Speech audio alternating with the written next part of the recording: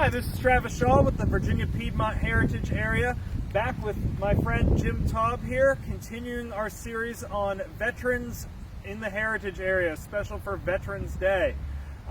We are in the middle of Leesburg, Virginia right now, standing in front of Dodona Manor, a house also known as the George C. Marshall House, probably home to the most famous veteran of any conflict here in the Heritage Area.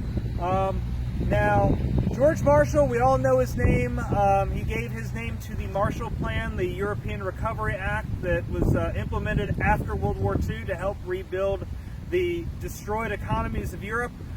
We know him for the role he played in World War II, but I understand his military career started much earlier than that. Yeah, he's, well, first off, he's born in Pennsylvania, Uniontown, Pennsylvania, but his attachment to Virginia comes, he's probably, when he attends the Virginia Military Institute, and he's probably one of VMI's most notable graduates, at least of the early 20th century.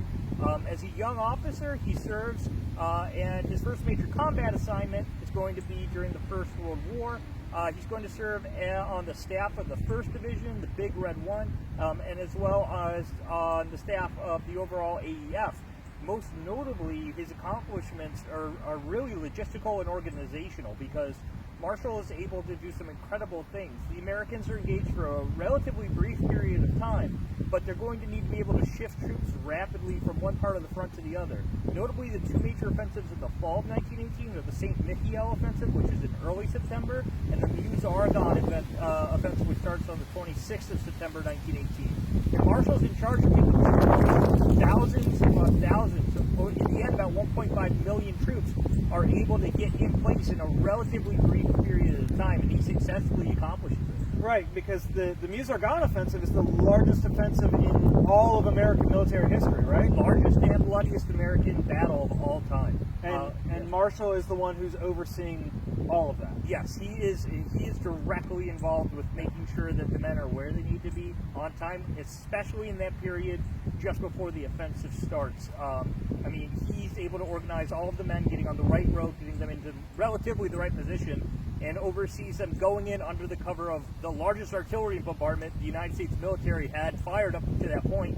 In the 6 hours of bombardment the night before the actual assault, the American artillery fires more shells than the Union Army did in the entirety of the American Civil War. Whoa. So Marshall is there, he's on the ground, and it's a great sort of classroom for him, although be it a deadly and very important classroom that sets him up for further successes later in life. Yeah, I was going to ask, how does that World War I experience translate to his success in World War II? I think it definitely gave him a view of being eyes on the ground and really understanding the impacts that just the smallest decisions could have, because when he's chief of staff in the Second World War overseeing the entire American war effort, he's going to be thinking back and referencing back, he certainly does in his memoirs, to the experience he had as a staff officer on the Western Front in 1918. Yeah, that's right, because during World War II, he is the chief of staff for the entire American military effort. So he's overseeing not just the Army operations in Europe, but in the Pacific as well. I mean, he is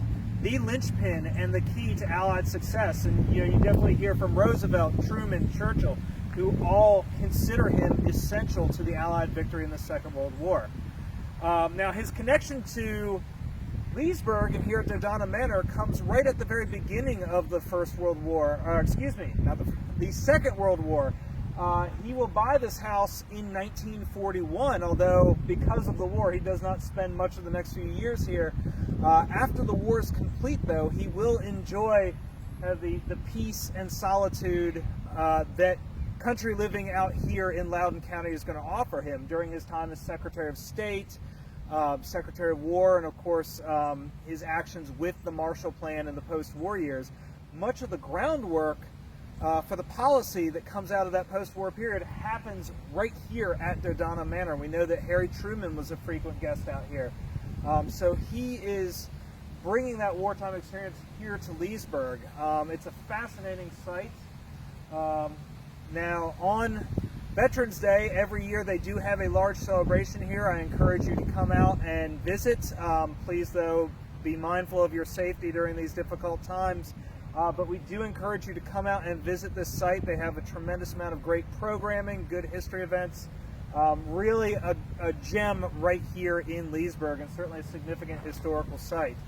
Jim, thank you for your expertise. We're going to catch back up with Jim a little bit later on. Thank you guys for following along with us today. We'll see you next time.